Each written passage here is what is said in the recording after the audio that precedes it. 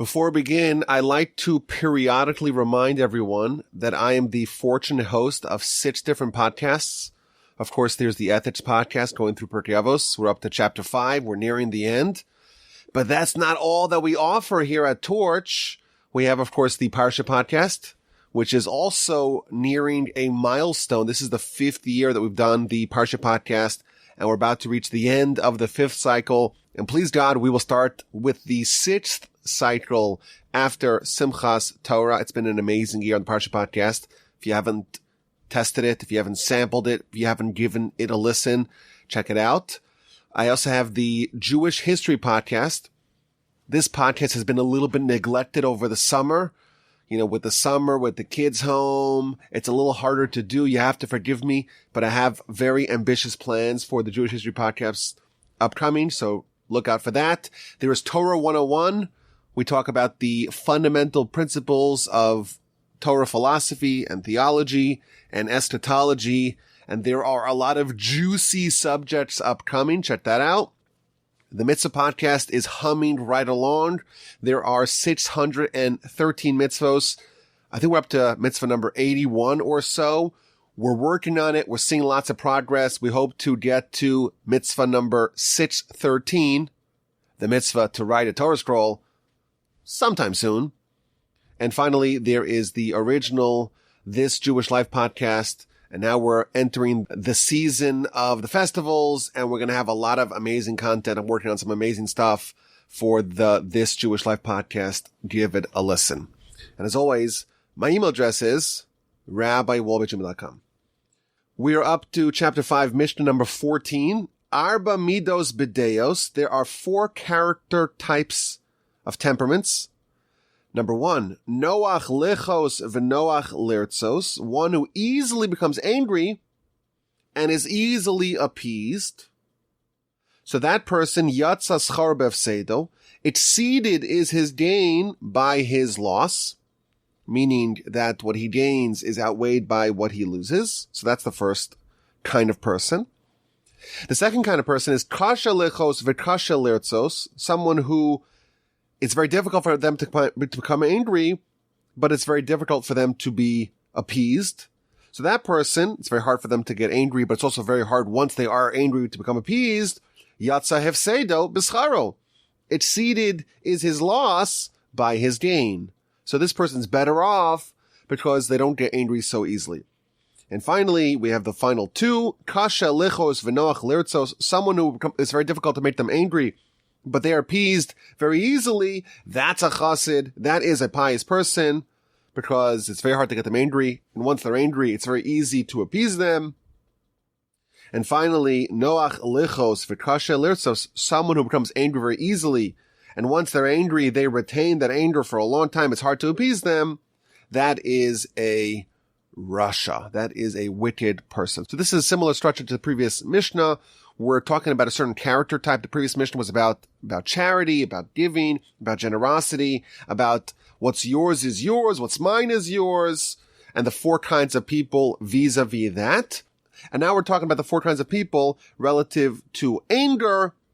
And there's 4 kinds of people. Someone who becomes easily angered, easily appeased, difficult to become angry, difficult to be appeased. And then you have the righteous and the wicked. You have the most righteous, someone's difficult to make them angry and easy to appease them. And finally, the most wicked, someone who it is easy to make them angry. They get angered by everything, and once they're angry, they stay so. It's very difficult to appease them. So let's dig into this Mishnah. So first of all, if you read the first couple of words of the Mishnah, it's talking about the 4 kinds of people relative to deos, to temperaments, to character. Now, I would think that if it's talking about character and temperament, it would talk about kind of general character and behavior. But it mentions only one aspect of it, and that's the question of anger. It doesn't talk about other things like kindness and other characteristics. Someone's arrogance, perhaps you would say. There's other characteristics out there besides for just anger. Evidently from our Mishnah, anger is not an isolated characteristic. It is a personification of a person's true essential nature. So therefore, you could assess a person's character by just looking at how and when they get angry, and how and when and under what circumstances and with what degree of difficulty do they become appeased. Now, our sages agree with this Mishnah, and there's many Talmudic sources to this effect. So, for example, the Talmud says that if someone gets angry, it's akin to them worshiping idols. Now, of course, worshiping idols, that is a total repudiation of faith. That's equivalent to abandoning all of Torah. And the Talmud says that someone who gets angry is akin to someone who does idolatry. Moreover, the Talmud in the book of Nadarim, page 22a, says someone who gets angry, even the Shekhinah, even the divine presence, has no value to them. Moreover, the Talmud, again in that same location, tells us someone who gets angry, all manner of Gehennom control them. All different types of purgatory are their lot and destiny. Now, I think this is interesting. We're talking about anger here, and anger is an emotion that I think most of us have experienced. It's certainly something that we see a lot in day-to-day life. It's perhaps something we struggle with in our quest to improve our own character. And before this Mishnah, if we were to have to make an assessment, we would say, well, anger, it kind of happens. It's very natural. Everyone gets angry at some point. It's not so bad. You look at the Talmud, and the Talmud says you get angry, it's like you're worshiping idols. It's a crazy thing. The gulf between how we would assess it and how the Torah assesses it, it's quite large. You know, I was thinking, one of the takeaways of the pandemic is that tiny little things can have huge consequences. You know, someone sneezes. And now we've all been conditioned to think, oh no, there's maybe like 100 million viruses that were just sent into the ear. And they're scattered everywhere.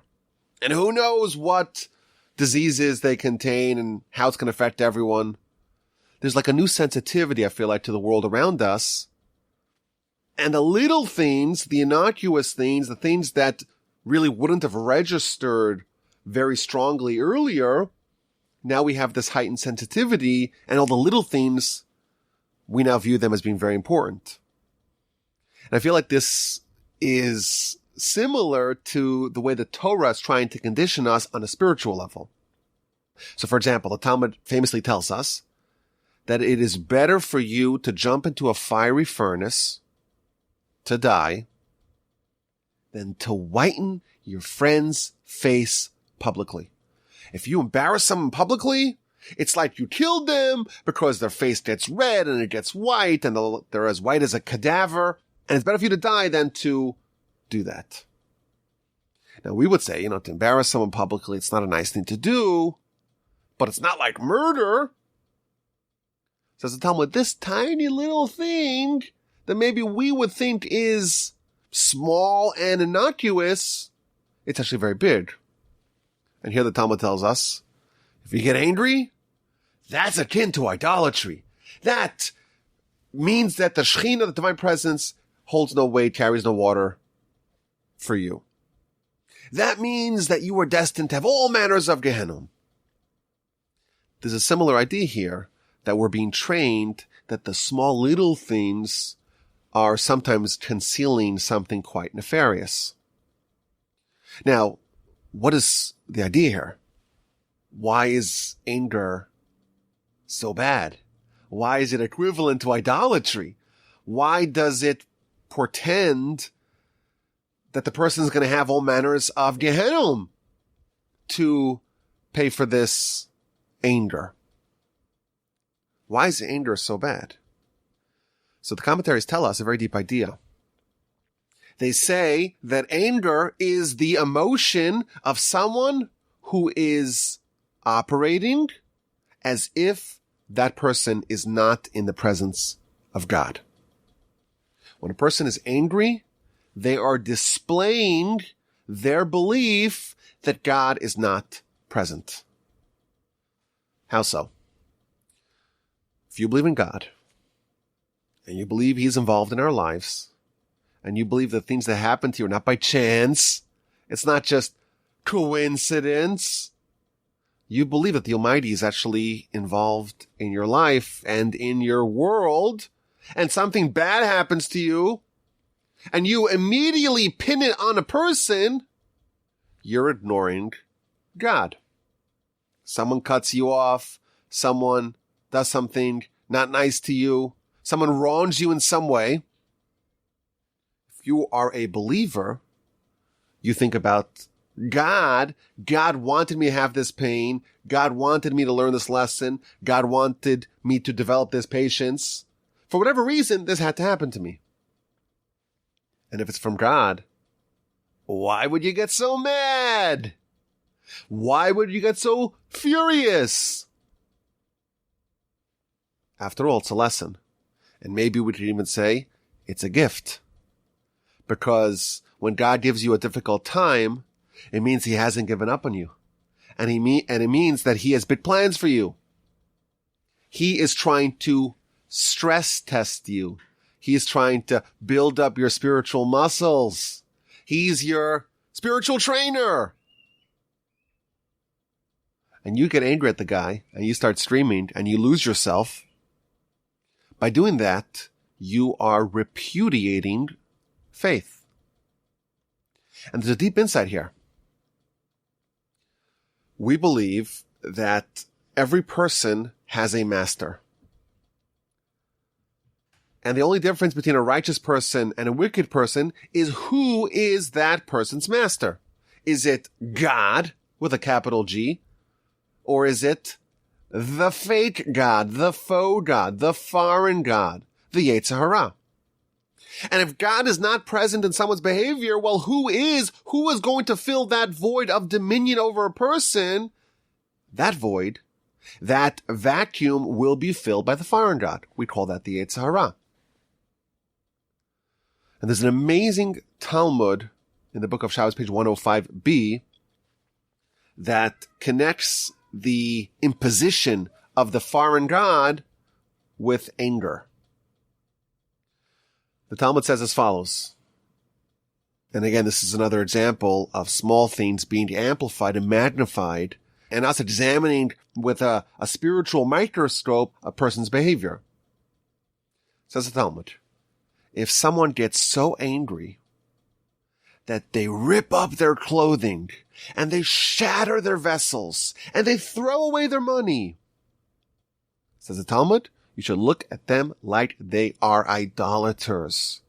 For this is the craft of the Yetzer Hara. Today he tells you to do this, and tomorrow he tells you to do that, until eventually he tells you to do idolatry and you go and worship it. Continues the Talmud, what is the source to this effect? Quotes a verse, Lo yihye becha el zar, you should not have within you a foreign god. What is the foreign god that's within a person? That is the Yetzer Hara. This is a fascinating Talmud because it shows us the modus operandi of the Yetzer Hara. The Yetzer Hara doesn't say to a person, go do idolatry. Because the person says, I'm not going to do idolatry. I'm a believer. I have faith. I'm not going to do that. What the Yetzer Hara does say is that, oh, that person did something bad to you. Oh, your sports team lost. Your stocks went down. Your preferred candidate lost the election. Whatever it is. Get angry. Throw stuff. Smash your vessel against the wall.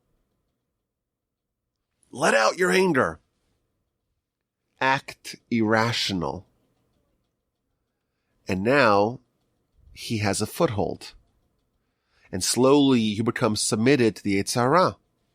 This is the process of evicting God, so to speak, from within a person, and supplanting that with the foreign God. And you begin to obey the directives of your newfound deity with religious conviction. And that's why it's the foreign god. And what is the portal of entry into man of the foreign god? Says the Talmud, it's anger. When the anger is there, God is banished. Yetzer Hara becomes the man's new master. And now he's in control.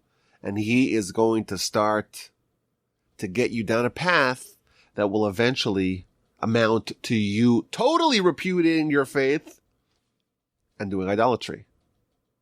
Hence, the Talmud tells us, if you see a person who's angry, it's equivalent to them doing idolatry. On one level, it's because that is an act that signifies, that symbolizes a person's lack of faith.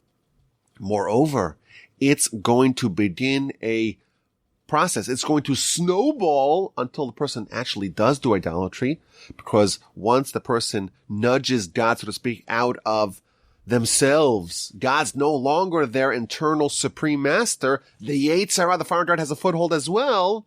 Before you know it, that will amount to actual idolatry. And that's why the Talmud tells us that all manner of Gehennom is this person's destiny. Because once the Yetzer Hara has a foothold, he's in charge, he is calling the shots, well, all kinds of sin are this person's destiny. And therefore all manner of punishment, all manner of purgatory, all manner of post-mortem cleansing are this person's lot as well, because now the Yetzer Hara is in charge, calling the shots. It could give instructions, it could give directives, it could give commands at will, and the person now will obey his master. And this is why, of course, anger is so destructive. And the Midrash tells us that there were 3 times that Moshe got angry. And every time Moshe got angry, of course Moshe is the greatest person who ever lived, 3 times that he got angry, even though we are certain that he had very good reasons to get angry, nevertheless, each one of those episodes is followed by Moshe forgetting Torah, by Moshe omitting lessons, by Moshe being ignorant to his responsibility.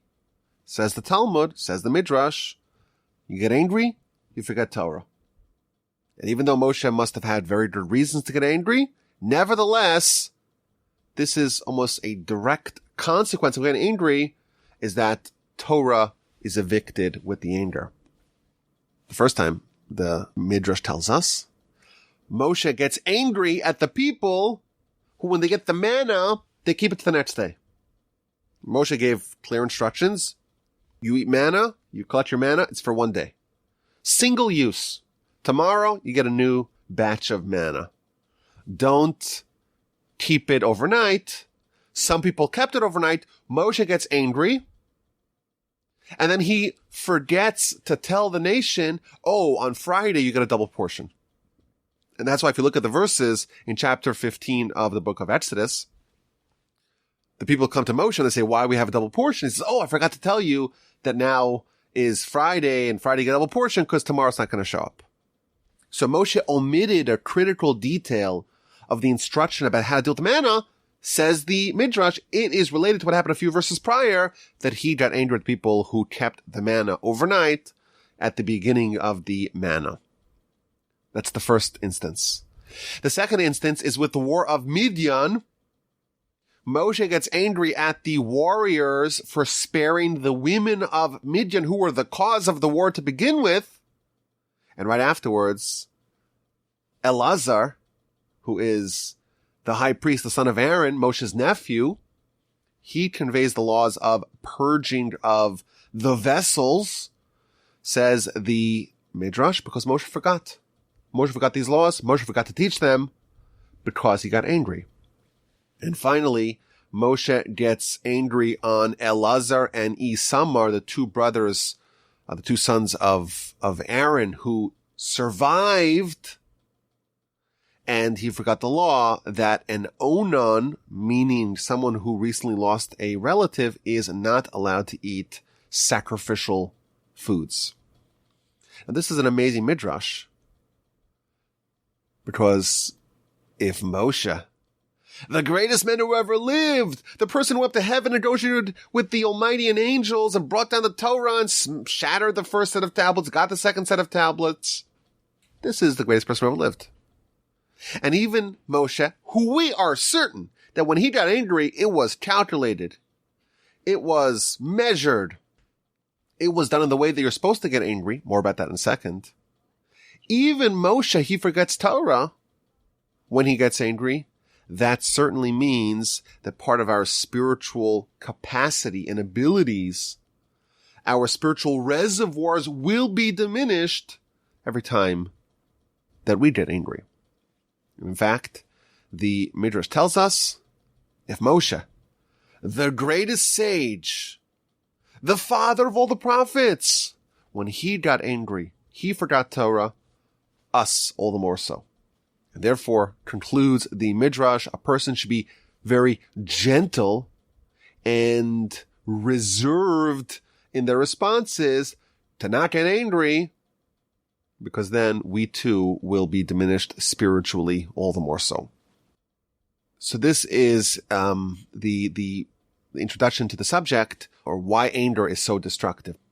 Okay, so we have a picture as to why anger is so destructive. It is a person failing to display, so to speak, faith within their behavior. If you believe in God, and the way, of course, we just define it, that the Almighty is involved in your life and nothing happens to you against the Almighty's will, well then, if something bad happens to you, don't blame the person. Try to reverse engineer what the Almighty wants from you. Moreover, it is a foothold of the Yetzer Hara. It's a foothold of the foreign God, and now it is a portal to all manner of sin, and thus all manner of Gehennom, purgatory. Now, our Mishnah describes 4 degrees of character relative to anger. We have the best. Some, it's very hard to get them angry. And once you get them angry, they are able to be appeased and mollified quite easily. And then there's someone who's good, it's really hard to make them angry, but it's really hard to appease them. It's good. It's not great, but it's good. And there's someone who's bad. It's not awful, but it's still bad. That's someone who gets angered very easily and gets appeased very easily. And then there's the worst, the Rasha, the wicked person, someone who gets angered very easily and is appeased very difficultly. Now, there's an interesting question all the commentaries asked on this Mishnah. If I told you that anger is so bad and so destructive and is a repudiation of faith, if I told you that and we had to guess, well, what's the best kind of way to deal with this? Well, I would imagine you would say that the most righteous person is someone who never gets angry. Wouldn't that be the best? The Mishnah describes someone who's the best, who's the chassid, who's the pious one, as someone who it's very difficult to get them angry. I could describe someone who's even better. Someone, no matter what you do, can never make them angry. Why is the best person of our Mishnah someone who's hard to get them angry, but is appeased really easily? Maybe we should say that someone who never gets angry at all, that is the most righteous person. And the commentaries explain that indeed the most righteous person is someone who it is hard to get them angry, but not impossible. Because anger and vengeance and aggressiveness and having a very sharp response is sometimes appropriate. So the example that one of the commentaries give is that Phineas, he is praised for his zealotry. He is praised for getting really angry at the sinners. And that's why he is promoted to become a Kohen. That's why he's a great hero of the story. He stops the plague. He is someone who displays a righteous kind of anger, a righteous indignation, and that's a good thing. On the flip side, you have someone like Saul, and the Talmud tells us that Saul was actually punished due to his timidity. When he ascended to the monarchy, there were some people who failed to accept that, and Saul was quiet. And he tolerated, so to speak, the challenge, or the tacit challenge to his monarchy. And that's the reason why he lost it, says the Talmud.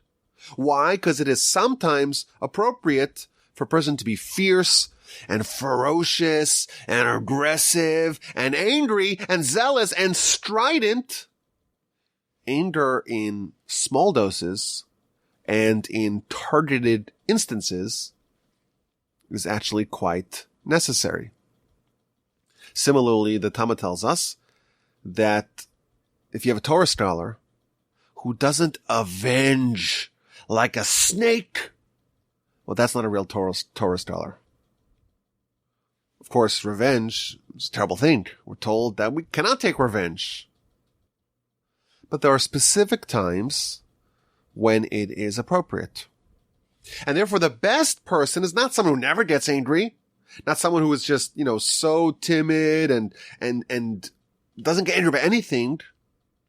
That is someone who doesn't really care about anything. You would describe a nihilist as someone who should never get angry.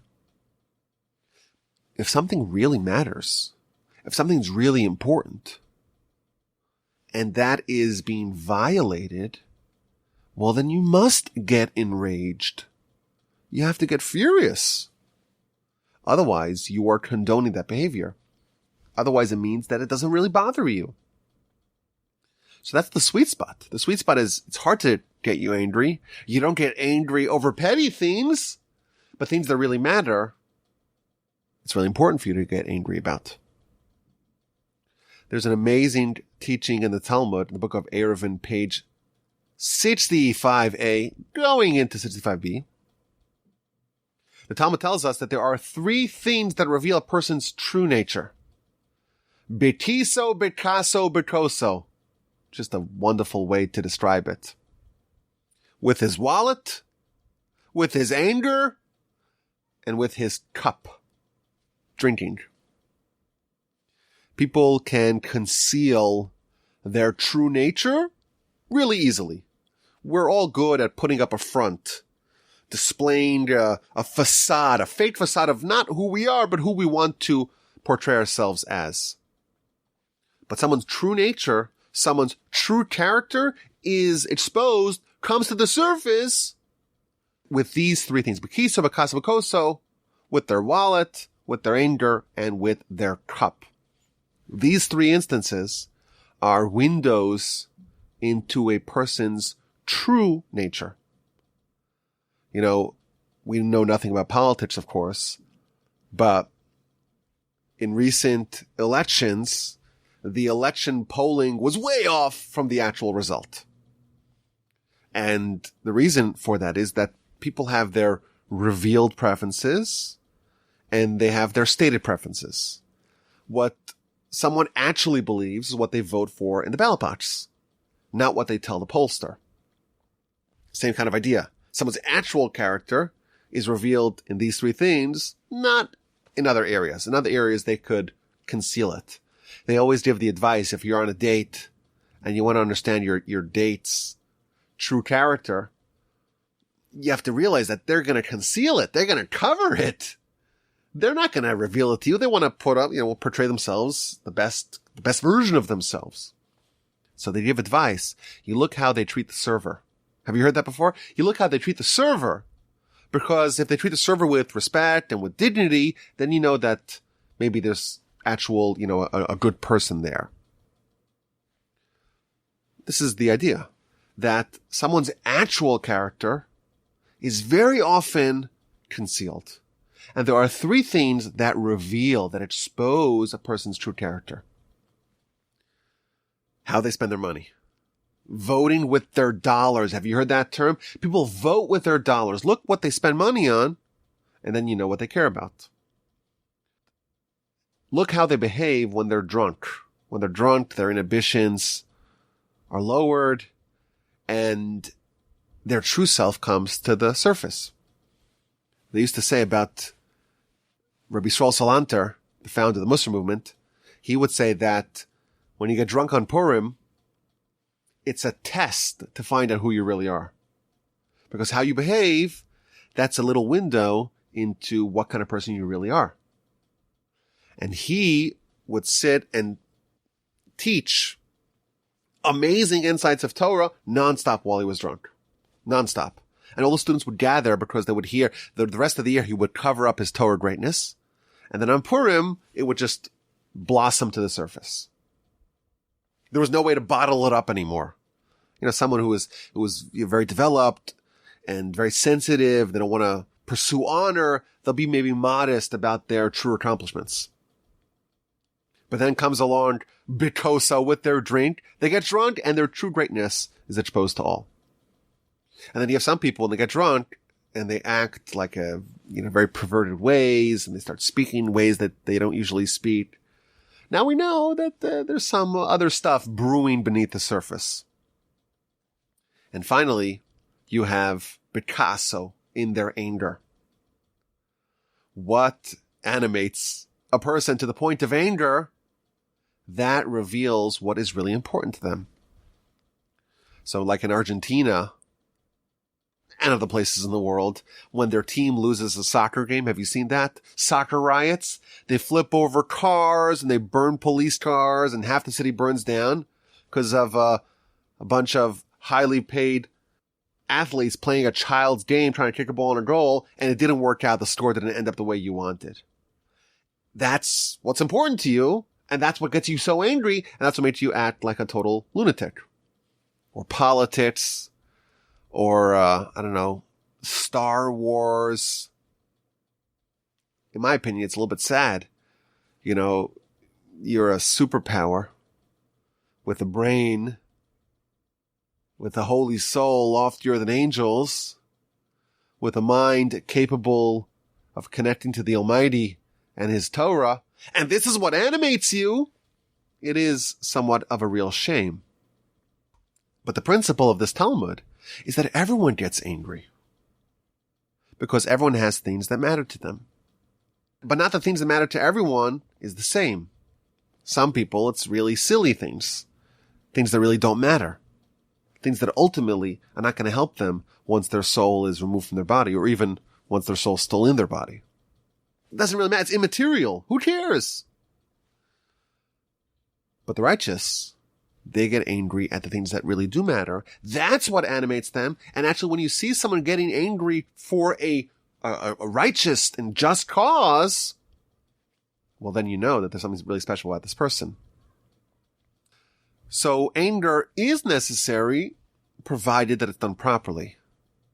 And the commentaries explain that it's critical, if you're going to get angry about something, to do it properly. You have to evaluate the merits of anger. Is it something which is worthwhile to get angry about? Is this going to be beneficial? Are you going to be teaching something? Are you going to be learning something? Are you going to inoculate yourself from something really bad?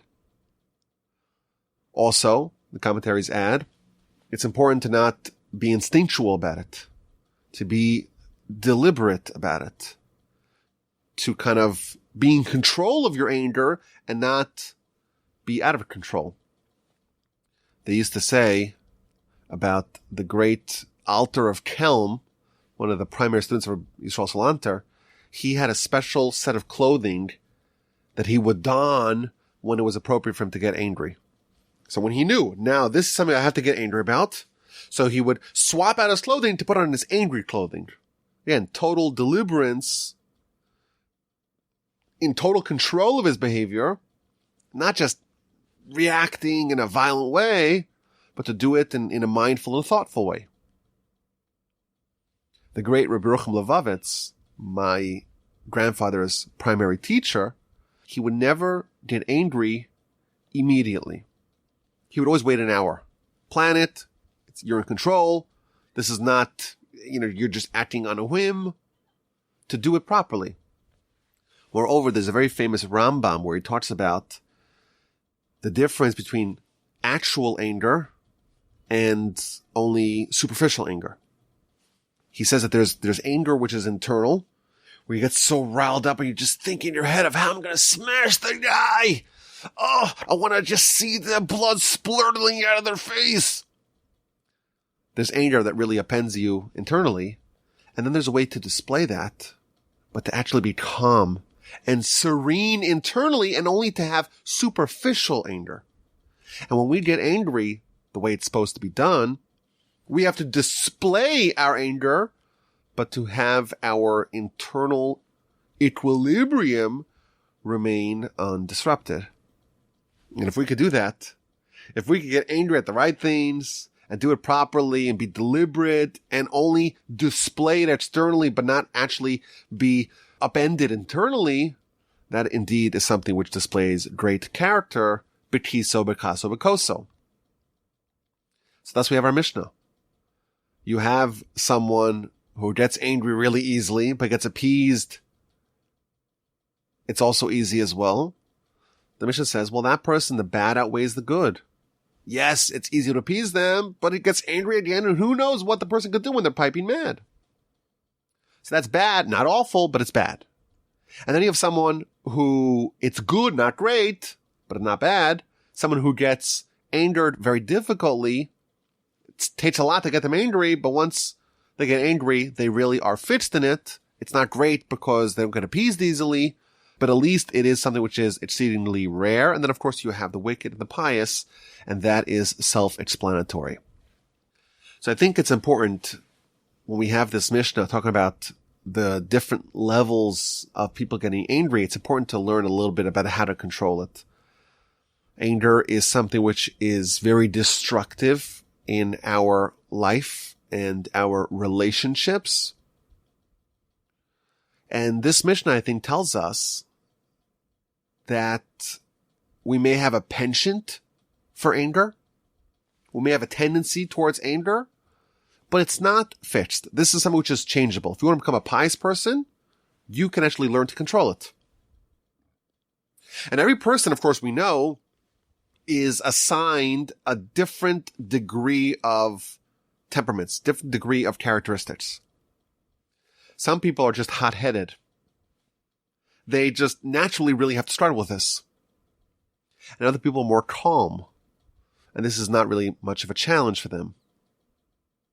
I remember once I was in shul, and I walked into the kitchen once, and I saw a guy, he was holding 2 pieces of briskets in his hands. One in the right hand and one in the left hand. And he was munching on him. So I walked over to them. I said, you're really enjoying the brisket, huh? It was like in the middle of davening. It was like really strange to see someone eating brisket like that with their hands. So he told me something which is really hard to get out of your head. He says, some people lust after women. And some people lust after food. That's what he tells me. Everyone has their different yetzer haras. Everyone has their different challenges. Some people have one challenge. I really love the food. And he's holding the brisket, one in each hand. So with respect to anger, it's like that as well. Some people are just given a greater challenge in this area than others. Some people, this is not much of a struggle for them, and others, it is. But regardless, it's something that we have to learn to harness and to be in control of. And my grandfather, blessed memory, he would say at the very first step of a person learning to manage and control their anger is learning to develop patience. Patience is the key to controlling anger. In fact, the Hebrew word for patience, savlanut, is the same word that is ascribed to Moshe and to Joshua, the first 2 leaders of our people. Evidently, patience is something which is very valuable and very important and very necessary. And what it actually means is suffering. The way to achieve patience and thereby to develop the control over this very powerful emotion of anger is to learn how to deal with pain. To learn how to suffer silently. Some people are just enraged by a lot of things and they want to blurt it out. and they want to scream, and they want to erupt like Mount Vesuvius. And that's because they have a visceral response to pain. The way to control it is to learn not to avoid the pain, but to accept it, to bear it, to learn to just be comfortable with a little bit of pain. And if you learn how to suffer silently a little bit, you are going to control your anger. You'll be in charge. And when someone is in charge of their character, they become capable of being in charge of others. Because the actual quality of leadership is dealing with fools. It's suffering with fools. You're a leader of 100,000 people, of 600,000 people, of millions of Jews. Everyone's different. Everyone has their own thoughts. And you have to be the one who suffers all of them. That's what it takes. It takes to accept every person the way they are, with their eccentricities and idiosyncrasies, and all their difficulties, and all the pain that they're going to bring upon you. That's the way to do it. Thus we see from our Mishnah that this idea, which we view as just, it's part of life. People get angry. It's okay. What could you do about it? This is very important, very critical. It could describe a person's characteristic. If you just look at how they get angry, when they get angry, you know a lot about them. You know what matters to them. You know how much of a control they have over their lives versus the foreign God. What presence does God have in their lives? How likely are they to be under the influence of the foreign God to be able to do all kinds of terrible sins? And what shot do they have to become a leader of others? A good parent needs to control this. A good spouse, if you want the marriage to endure, you need this. A good coworker, it's critical. And the key to it all, start with a little bit of patience. A little bit of biting your lip and suffering a little bit. Absorbing the pain. Learning to live with it. That is the key to embarking on the path to become a righteous person. I thank you for listening. My email address is rabbiwolbe@gmail.com. Send me your questions, your comments, and your feedback.